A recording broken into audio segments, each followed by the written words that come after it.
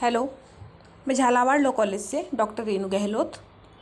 आज हम सीपीसी की नेक्स्ट क्लास में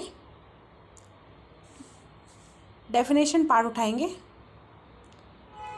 एलएलबी के पॉइंट ऑफ व्यू से जो डेफिनेशंस इम्पॉर्टेंट है हम उन्हीं को यहाँ पर पढ़ेंगे। 2(1) में संहिता को डिफाइन किया गया है। हम बोलते हैं सिविल प्रक्रिया संहिता। तो संहिता क्या है? तो संहिता से मतलब यहाँ पर नियम से है कि भाई सीपीसी के संबंध में जो नियम है, सिविल प्रक्रियाओं के संबंध में जो नियम है वही संहिता है। यहाँ पर ये इतनी इम्पॉर्टेंट नहीं है।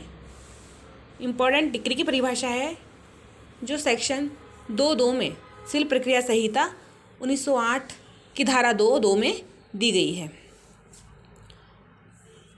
डिक्री को अज्ञप्ति भी कहते हैं। अब डिक्री क्या होती है? तो इसकी डेफिनेशन 2(2) में दी गई है। इसको हम अच्छे से समझते हैं कि डिक्री से न्याय निर्णय की प्रारूपिक अभिव्यक्ति अभिप्रेत है। तो डिक्री क्या है? एक न्याय निर्णय। न्याय निर्णय मतलब न्यायालय द्वारा दिया गया निर्णय, उसकी प्रारूपिक अभिव्यक्ति ही डिक्री है। डिक्री क्या करती है?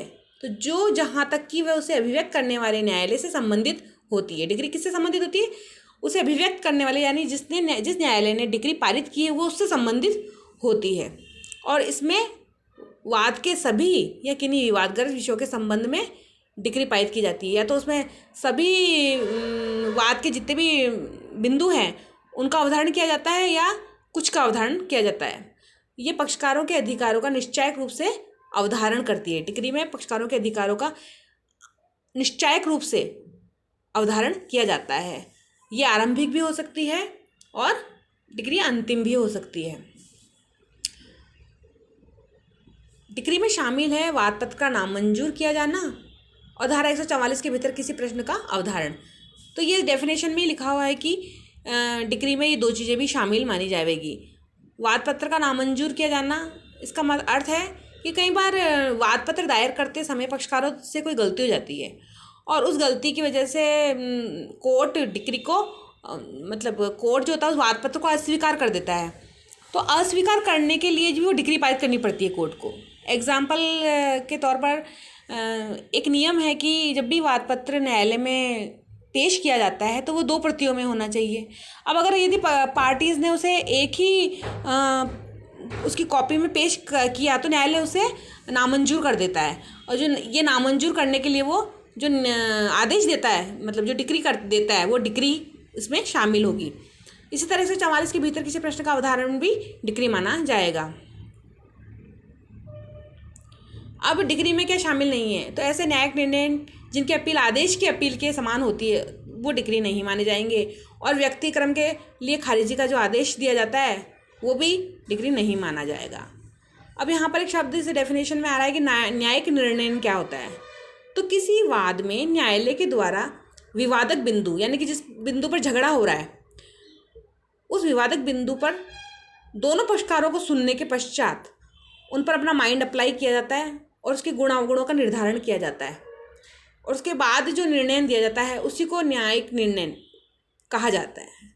अर्थात न्यायालय अपने मस्तिष्क का प्रयोग करता है, दोनों पक्षकारों को सुनता है और सुनवाई का अवसर देता है। सुनने के पश्चात मामलों का गुण अवगुण के आधार पर निर्धारण करता है और अंतिम निर्णय देता है। इसी को न्यायिक निर्णय कहा जाता है।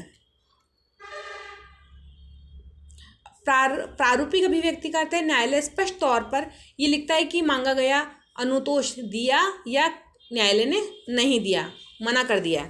तो ये स्पष्ट रूप से डिक्री के अंदर लिखा जाता है कि आपने जो अनुतोष, पार्टीज ने जो अनुतोष मांगा है वो हमने दिया है या नहीं दिया है। तो वादी ने वाद पत्र में जो भी अनुतोष मांगा है उसे न्यायालय ने स्वीकार किया है या अस्वीकार किया है, ये इसमें स्पष्ट रूप से लिखा जाता है डिक्री में। विनिश्चय गुणावगुण के बिना दिया गया आदेश विनिश्चय कहलाता है। निश्चायक रूप से न्यायालय मामले को पूर्ण रूप से निपटाता है। निश्चायक रूप से निपटारा मतलब है कि न्यायालय से पूर्ण रूप से निपटाता है। अपील इसमें शामिल नहीं है क्योंकि अपील का अधिकार हमेशा पार्टीज के पास बना रहता है। पहले वो नीचे वाले कोर्ट में जाते हैं, वहाँ पर उनकी सुनवाई नहीं होती है या उनको लगता है कि हमें न्याय नहीं मिला है तो वो ऊपर वाले कोर्ट में जाते हैं, फिर वो हाई कोर्ट जाते हैं, फिर वो सुप्रीम कोर्ट जा सकते हैं। तो वो अपील का अधिकार तो पार्टीज़ के पास हमेशा बना रहता है। लेकिन जिस स्तर पर सुनवाई हुई है उस स्तर पर वो निर्णय अंतिम होता है। इसी को निश्चयात्मक रूप से कहा जाता है। अब हम कहते हैं कि किसी भी डिग्री को पारित होने के लिए किन चीज़ों की, किन आवश्यक तत्वों की आवश्यकता होती है। तो हम कहेंगे कि भाई न्यायालय में वाद दायर होना ज़रूरी है, क्योंकि जब तक न्यायालय के अंदर वाद दायर नहीं होगा तो डिग्री पारित कैसे होगी। तो डिग्री होने के लिए बहुत ज़रूरी होता है कि कोई वाद दायर हो। पक्षकारों के अधिकारों का निर्धारण होना चाहिए। अब अधिकार भी दो प्रकार के होते हैं, सारवान होता है, एक प्रक्रिया संबंधित होता है। प्रक्रिया संबंधित अधिकारों का जो मामला है वो कोर्ट से संबंधित होता है, तो कोर्ट्स पर अलग से देखता है। मेन जो है बात वो सारवान अधिकारों की है। तो हमेशा पक्षकारों के जो सारवान अधिकारों का अधिकार होते हैं उन्हीं का निपटारा न्यायालय डिग्री में करता है। अब यहाँ पर जब हम डेफिनेशन देखते हैं तो डिग्री की दो प्रकार की डिग्री बताई गई है, एक आरंभिक डिग्री होती है और एक अंतिम डिग्री होती है। आरंभिक डिग्री जो होती है वो कार्यवाही जब चलती रहती है उसके बीच में कोर्ट पारित करता है, और अंतिम डिग्री पूरे मामले को सुनने के पश्चात अंतिम रूप से जब कार्यवाही समाप्त हो जाती है तो न्यायालय द्वारा पारित की जाती है। आरंभिक डिग्री में कार्यवाही भी शेष रहती है, अंतिम डिग्री कार्यवाही पूर्ण होने के पश्चात ही जारी की जाती है। आरंभिक डिग्री यह एक से अधिक भी हो सकती है, यानी एक कोई मामला चल रहा है, कोई कार्यवाही चल रही है तो उसके बीच में एक से अधिक डिग्रियाँ भी पारित की जा सकती है, उसे हम आरंभिक डिग्री ही कहेंगे। लेकिन अंतिम रूप से डिग्री जब पारित कर दी जाती है तो वो एक ही होती है। आरंभिक डिग्री अंतिम डिग्री पर निर्भर नहीं करती है, क्योंकि अंतिम रूप से क्या निपटारा होगा उसका ज्ञान होता नहीं है, तो आरंभिक डिग्री को अंतिम डिग्री से कोई लेना देना नहीं होता। लेकिन आरंभ में जो हुआ उसका प्रभाव अंतिम पर पड़ता है, तो इसलिए अंतिम डिग्री जो होती है वो आरंभिक डिग्री से प्रभावित होती है। आरंभिक डिग्री पक्षकारों के अधिकारों का निर्धारण करती है और ये अंतिम डिग्री पक्षकारों के अधिकारों को क्रियान्वित करती है। आरंभिक डिग्री अपास्त हो जाए तो अंतिम डिग्री भी तो स्वतः ही अपास्त हो जाती है, लेकिन अगर अंतिम डिग्री के पास होने से आरंभिक डिग्री पर कोई प्रभाव नहीं पड़ता है। तो ये एक डायरेक्ट क्वेश्चन पूछा जाता है कि आरंभिक डिग्री क्या होती है, अंतिम डिग्री क्या होती है, इन दोनों में अंतर को समझाइए। इस तरह से एक डायरेक्ट क्वेश्चन एग्जाम में पूछ लिया जाता है, तब आपको इसको एक्सप्लेन करना होगा।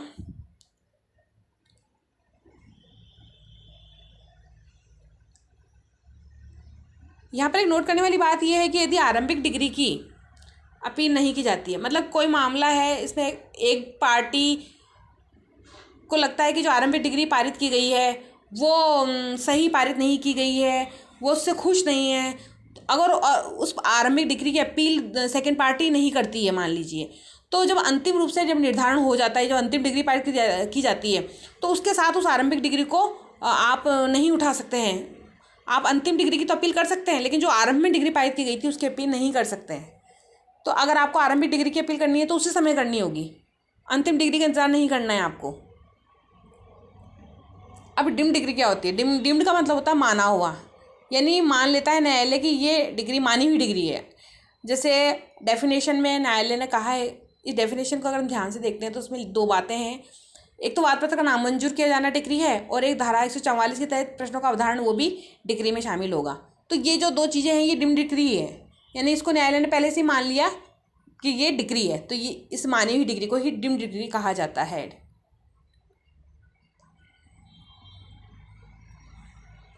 तो इस तरह से ये डेफिनेशन एग्जाम में डायरेक्ट पूछी जाती है कि डिग्री से न्यायिक निर्णय की प्रारूपिक अभिव्यक्ति अभिप्रेत है, जो जहाँ तक कि उसे अभिव्यक्त करने वाले न्यायालय से संबंधित है, वाद में के सभी या किन्हीं विवादग्रस्त विषयों के संबंध में पक्षकारों के अधिकारों का निश्चित रूप से अवधारण करता है। वे या तो आरंभिक हो सकती है या अंतिम हो सकती है।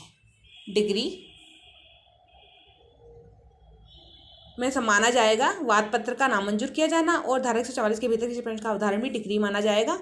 और डिग्री में शामिल नहीं है ऐसे न्याय निर्णय जिनकी अपील आदेश की अपील की भांति होती है, या व्यक्तिक्रम के लिए खारिजी का जो आदेश दिया जाता है वो भी डिग्री की परिभाषा में शामिल नहीं है। नेक्स्ट क्लास में हम आगे वाली डेफिनेशंस पढ़ेंगे।